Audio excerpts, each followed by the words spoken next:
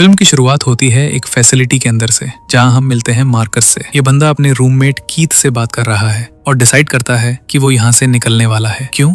क्योंकि उससे लगा है कि उसके बड़े भाई को उसकी जरूरत है। मार्कस के पास एक ईमेल है जिसमें किसी ने लिखा है, काश तुम यहाँ होते, अगर कभी न्यूयॉर्क आना हो तो मुझसे जरूर मिलना। बस इतनी सी बात से मार्कस डिसाइड कर लेता है कि ये एक मदद के लिए पोकर है और उससे तुरंत अपने भाई के पास जाना है। यहाँ डायरेक्टर बहुत क्लेवरली कॉमेडी सेट करता है। मार्कस अपने रूममेट से अपनी एक गुड़िया जैसी चीज के बारे में बात करता है, जैसे वो सच में उसकी गर्लफ्रेंड हो, और फिर बोलता है गुड बाय कीथ, जैसे वो कोई नॉर्मल दुनिया से जा रहा हो। इस सीन से हमें समझ आता है कि मार्कस एक मेंटल हेल्थ फैसिलिटी में है, लेकिन फिल्म अभी हमें सीधा ये नहीं बताती। उसके बाद हम देखते हैं एक high energy escape sequence. Marcus glass तोड़ता है, अलार्म बजता है, सिक्योरिटी पीछे भागती है और वो एक कार चुरा कर वहाँ से निकल जाता है चिल्लाते हुए, I am coming for you big bro. ये ओपनिंग सीक्वेंस बहुत इंपॉर्टेंट है क्योंकि यहीं से फिल्म का कोर कॉन्फ्लिक्ट सेट होता है। मार्कस एक इनोसेंट, थोड़ा अनस्टेबल लेकिन बहुत ही जेन्युइन दिल वाला इंसान है जो बिलीव करता है कि उसका कोई बड़ा भाई है जो उसका वेट कर रहा है। अब सीन शिफ्ट होता है न्यूयॉर्क सिटी में, जहाँ मिलते हैं फिल्म के असली लीड कैरेक्टर से, रड लैंडी। रड एक रियल एस्टेट एजेंट है जो अपनी असिस्टेंट मिया के साथ अपने बड़े टीवी मूवमेंट की तैयारी कर रहा है। वो इतना नर्वस है कि अपनी पोज तक प्रैक्टिस कर रहा है, कभी सीधा खड़ा होके, कभी साइड में झुक के, कभी सर झुका के थॉटफुल दिखने की कोशिश कर रहा है। ये सीन बहुत ही रिलेटेबल कॉमेडी है क्योंकि हर इंसान कभी न कभी किसी इंपॉर्टेंट मीटिंग से पहले ऐसा ही बिहेव करता है। मिया उससे रीअश्योर करती है कि ये लोग उससे इसलिए शो में ले रहे हैं क्योंकि उसने अपना बिजनेस जीरो से बनाया है, अपनी मेहनत से, ना कि उसकी बॉडी या लुक्स की वजह से। फिर आते हैं वो लोग जो रड को एक रियलिटी शो में कास्ट करना चाहते हैं। शो का नाम है NYC हसलर्स। ये एक high energy real estate reality show है जिसमें ऑलरेडी कुछ कैरेक्टर्स हैं। हेले जो अपने फुट फेटिश जोक्स के लिए जानी जाती है, और किरण जो खुद को बहुत सीरियस दिखाता है। प्रोड्यूसर्स रड के लिए एक प्रोमो वीडियो दिखाते हैं और यहाँ पे ट्विस्ट आता है। उस प्रोमो में AI जनरेटेड डायलॉग्स डाल दिया गया है। इसमें रड अपने बड़े भाई जोश के बारे में बुरा भला कह रहा होता है, मैं अपने भाई के साय से निकलने के लिए कुछ भी करूंगा। रड शॉक्ड रह जाता है क्योंकि उसने ये कभी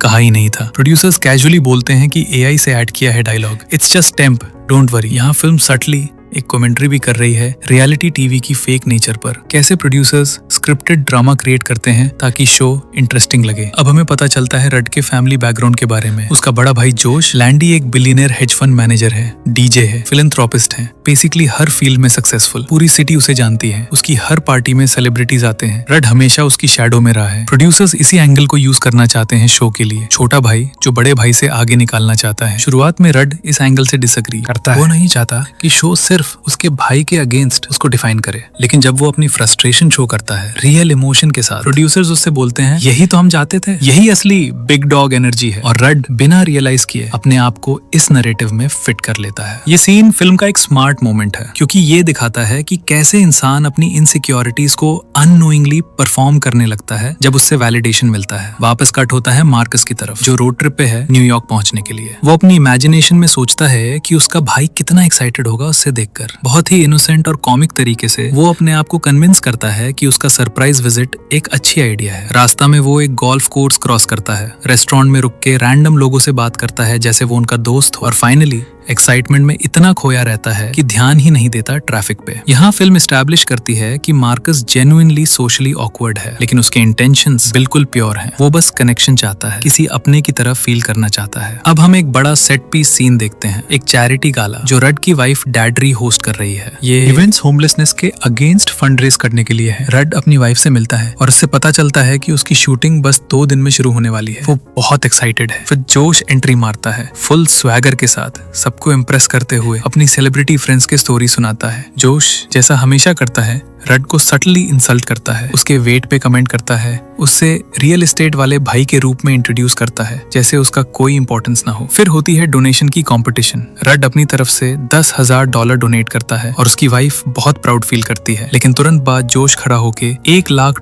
का अनाउंसमेंट कर देता है और पूरा रूम अपलॉज से गूंज उठता है। ये सीन इमोशनली बहुत पावरफुल है क्योंकि ये दिखाता है रड की लाइफ लॉन्ग स्ट्रगल। चाहे वो कुछ भी कर ले, जोश हमेशा उसे आउटडो कर देता है। रड अपनी फ्रस्ट्रेशन मिया के सामने निकालता है, कंप्लेन करता है कि जोश सिर्फ उससे नीचे दिखाने के लिए ऐसा करता है। घर पहुंचने पे हम देखते हैं रड की फैमिली डायनामिक्स। उसकी वाइफ डैड एक सॉफ्ट हार्ट वाली इंसान है जो हमेशा डिसेबल्ड एनिमल्स को अडॉप्ट करती रहती है। इस बार भी एक लिंपिंग डॉग घर ले आई है। उनके 2 बेटे हैं, शेन और कॉरी, जो एक लड़की को लेकर आपस में लड़ रहे हैं। रड उन्हें एडवाइस देता है अपनी खुद की लाइफ से, कैसे जोश हमेशा उसकी गर्लफ्रेंड्स को चीन लेता था। ये मोमेंट हमें और डीपर दिखाता है कि ये राइवलरी सिर्फ बिजनेस तक नहीं बल्कि रड की पूरी लाइफ में स्प्रेड है, चाहे वो रोमांस हो या फैमिली रिस्पेक्ट। इसी बीच रड के फोन पे हॉस्पिटल से कॉल आती है, उसका भाई एक्सीडेंट में घायल हो गया है। रड और डैड तुरंत हॉस्पिटल भागते हैं ये सोच के कि जोश का एक्सीडेंट हुआ है। यहाँ आता है फिल्म का पहला बड़ा कॉमेडिक इमोशनल ट्विस्ट। हॉस्पिटल पहुंचने पे रड को पता चलता है कि ये जोश नहीं है, ये कोई मार्कस पिंचल नाम का इंसान है जिसने अपने इमरजेंसी कॉन्टैक्ट में लिखा है रड लैंडी बिग ब्रदर। रड कंफ्यूज हो जाता है, उसे ये नाम तक याद नहीं, लेकिन फिर धीरे धीरे उसे याद आता है। कॉलेज के जमाने में उसने एक big brother mentorship charity programme join किया था जहां उसे मार्कस का मेंटर बनाया गया था। ये सिर्फ कॉलेज एप्लीकेशन को स्ट्रॉन्ग बनाने के लिए किया गया काम था। रड ने शायद 4 से 5 बार ही मार्कस से मुलाकात की थी 30 साल पहले। एक फ्लैशबैक में हम देखते हैं यंग रड और यंग मार्कस बास्केटबॉल खेल रहे हैं। मार्कस बताता है कि वो ऑर्फन है और रड बिना सोचे समझे कहता है अब तू अकेला नहीं है, तू मेरा भाई है हमेशा के लिए। ये एक कैजुअल बचपना वाला कमेंट था रड के लिए, लेकिन मार्कस के लिए ये सबसे बड़ा इमोशनल एंकर बन गया उसकी पूरी जिंदगी का। प्रेजेंट में वापस आके मार्कस होश में आता है और रड को देखकर इतना इमोशनल हो जाता है कि कंफ्यूज हो जाता है कि कहीं ये सपना तो नहीं। उसकी इनोसेंस और जेन्युइन एक्साइटमेंट देखकर डिएड्रे तुरंत इंप्रेस हो जाती है। मार्कस अपने चार्म से तुरंत डिएड्रे का दिल जीत लेता है। वो रड की खूब तारीफ करता है, उसकी वाइफ को कॉम्प्लीमेंट देता है और जेन्युइनली वार्म इंसान लगता है। नर्स सोच भी उसकी देखभाल कर रही है और फिल्म यहाँ हल्का फुल्का मेडिकल कॉमेडी भी डालती है, कैथेटर रिमूवल जैसी चीजें। मार्कस बताता है अपनी tragic back story. Foster homes में बहुत कुछ झेला है उसने। एक बार तो एक फॉस्टर फादर ने उसे वॉशिंग मशीन में डालकर हिल से रोल कर दिया था जिससे उसके सर में परमानेंट डेंट आ गया। ये सुन के डिएड्रे का दिल पिघल जाता है और वो इंसिस्ट करती है कि मार्कस उनके घर में थोड़ी देर रुक जाए जब तक वो रिकवर ना हो जाए। रड रेजिस्ट करता है, उससे लगा है ये रेड फ्लैग है एक स्ट्रेंजर को घर में रखना, लेकिन डिएड्रे की जेनरोसिटी जीत जाती है। सिर्फ एक रात के लिए वो बोलती है। ऑब्वियसली हम सब जानते हैं एक रात कभी एक रात नहीं रहती मूवीज में। मार्कस घर में आता है और तुरंत हर चीज में इन्वॉल्व हो जाता है। वो रुड के बिटोन से मिलता है, उनसे दोस्ती करता है, उन्हें एडवाइस देता है, वो डिएड्रे से इमोशनली कनेक्ट करता है। एक सीन में वो उनकी वेडिंग वीडियो देखता है और तुरंत सेंस करता है कि डिएड्रे और रड के बीच कुछ मिसिंग है, इंटीमेसी की कमी।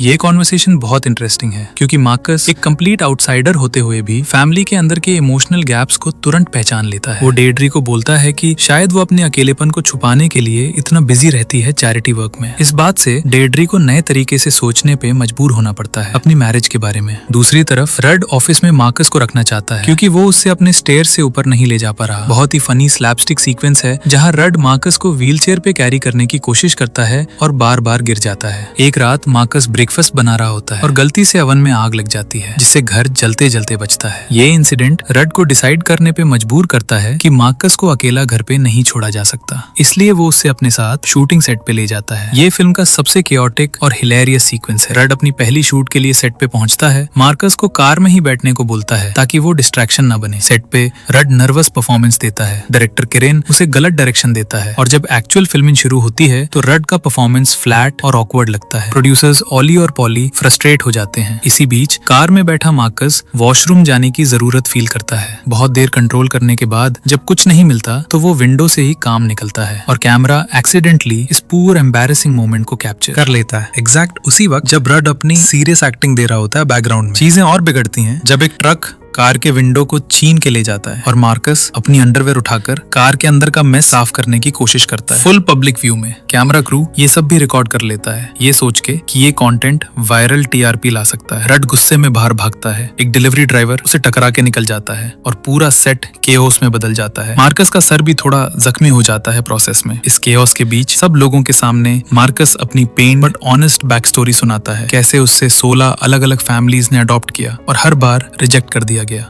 कैसे अपना बिग ब्रदर प्रोग्राम का मेंटर यानी रड उससे मिला था और वो उसके लिए एक फरिश्ता जैसा था। ये सुन के क्रू इमोशनल हो जाता है, लेकिन रड एम्बैरेस्ड और फ्रस्ट्रेटेड दोनों फील करता है क्योंकि उसका करियर डिफाइनिंग शो इस केओस की वजह से बर्बाद हो रहा होता है। घर पहुंच के रड अपनी वाइफ को सब कुछ बताता है दुखी होके। फिर उससे पता चलता है एक सबसे बड़ा ट्विस्ट। प्रोड्यूसर्स ऑली और पॉली कॉल करते हैं और बताते हैं कि शो का फुटेज एकदम वायरल पोटेंशियल वाला है, लेकिन रड की वजह से नहीं, मार्कस की वजह से। नेटवर्क मार्कस की ऑथेंटिक अनप्रेडिक्टेबल इमोशनल एनर्जी को पसंद कर रहा है। वो चाहते हैं कि मार्कस शो का हिस्सा बने। प्रोड्यूसर्स सीधा कह देते हैं, तू सिर्फ एक बॉडी बिल्डर है जो सूट पहन के घूमता है, मार्कस की वजह से ही हम तुझे रख रहे हैं, अगर तुझे शो छोड़ना है तो बता, हम मार्कस के साथ कंटिन्यू कर लेंगे। ये रड के लिए सबसे बड़ा इमोशनल ब्लो है पूरी फिल्म में। जिस चीज के लिए वो अपनी पूरी जिंदगी स्ट्रगल कर रहा था, उसी चीज में भी उसका छोटा भाई उससे पीछे छोड़ रहा है। इस मोमेंट में रड अपने अंदर एक शिफ्ट फील करता है। वो मार्कस के पास जाता है और जेन्युइनली अपोलोजाइज करता है। बोलता है कि जब उसने मार्कस को क्लोजली देखा तब उससे रियलाइज हुआ कि मार्कस सच में एक अच्छा इंसान है और उससे खुशी है कि मार्कस उसकी जिंदगी का हिस्सा है। ये सुन के मार्कस इमोशनल हो जाता है। बोलता है कि इतनी प्यारी बात उसने अपनी पूरी जिंदगी में कभी नहीं सुनी। इसी वक्त डीड्रे भी एक बड़ा रिवील करती है। उसने खुद big brother little brother charity को कांटेक्ट किया था और उन्हें रड और मार्कस की पूरी स्टोरी बताई थी। वो लोग इतने इम्प्रेस्ड हुए कि अब वो रड को एक big brother of the year award देना चाहते हैं मार्कस के हाथों से। ये सुन के रड का दिमाग एक और बार परेशान हो जाता है क्योंकि उसकी लाइफ और भी ज्यादा कॉम्प्लिकेटेड हो गई है, लेकिन इस बार इमोशनली उसका दिल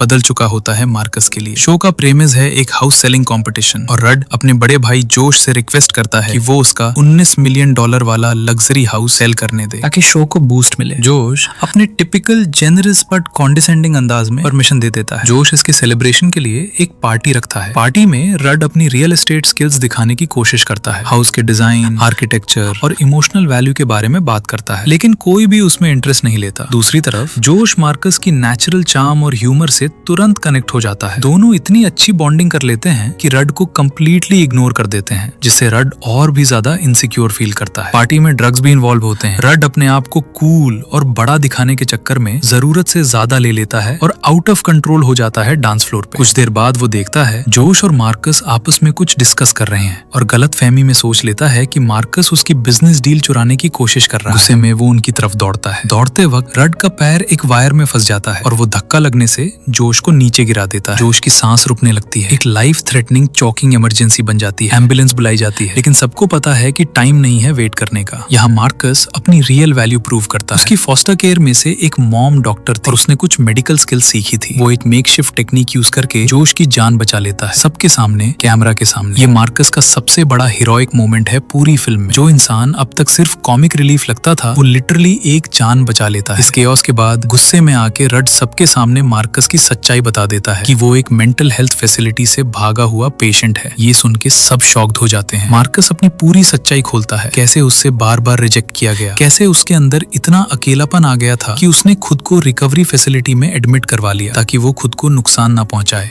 वो रड से माफी मांगता है झूठ बोलने के लिए, लेकिन कंफ्यूज है कि उनकी ईमेल्स में जो कनेक्शन था वो क्या था। यहीं पर मिया रड की असिस्टेंट रिवील करती है कि मार्कस की ईमेल रड नहीं बल्कि वही रिप्लाई करती थी। रड को तो पता ही नहीं था कि मार्कस इतने दिनों से कांटेक्ट कर रहा था। रड गुस्से और कंफ्यूजन में मार्कस को बोल देता है कि वो एक अजनबी जो जबरदस्ती उसकी लाइफ में घुस आया। ये सुन के मार्कस टूथ के साथ वहां से चला जाता है, हार्ट ब्रोकन। जॉनर कन्वेंशंस और फिल्म के ओवरऑल टोन को देखते हुए ये क्लियर है कि क्लाइमैक्स का डायरेक्शन किस तरफ है। रड को अपनी गलती रियलाइज होगी कि उसकी असली प्रॉब्लम कभी जोश नहीं था बल्कि उसका खुद का इनसिक्योरिटी था। वो मार्कस को ढूंढेगा, उसे सच में अपना भाई मानेगा, ना कि सिर्फ रियलिटी शो के लिए बल्कि दिल से। फैमिली, डीड्रे, बच्चे और खुद जोश भी इस रिकंसिलिएशन में साथ देंगे। ये फिल्म एसेंशियली ये सिखाती है कि असली बड़े भाई होने का मतलब है किसी का सपोर्ट करना बिना एक्सपेक्टेशन के, जैसे सब मार्कस ने शुरू से ही रड के लिए किया और जैसा रड को सीखना पड़ता है पूरी फिल्म की जर्नी में। तो दोस्तों, ये थी लिटिल ब्रदर की पूरी कहानी। एक फिल्म जो ऊपर से लगती है एक सिली कैओटिक कॉमेडी, लेकिन नीचे से ये बात करती है सिबलिंग राइवलरी, लोनलीनेस और असली फैमिली किसे कहते हैं उसके बारे में। मार्कस का कैरेक्टर हमें याद दिलाता है कि छोटी सी काइंडनेस किसी की पूरी जिंदगी बदल सकती है और रड का कैरेक्टर हमें सिखाता है कि दूसरों से कम्पीट करने से ज्यादा जरूरी है अपने आप को एक्सेप्ट करना। अगर आपको ये एक्सप्लेनेशन पसंद आया हो तो वीडियो को लाइक करिए, चैनल को सब्सक्राइब करिए और कमेंट में बताइए कि आपको फिल्म का कौन सा सीन सबसे ज्यादा पसंद आया, मार्कस का कार विंडो वाला केओस या फिर उसका इमोशनल कन्फेशन सीन। मिलते हैं अगली मूवी एक्सप्लेनेशन वीडियो में, तब तक के लिए धन्यवाद।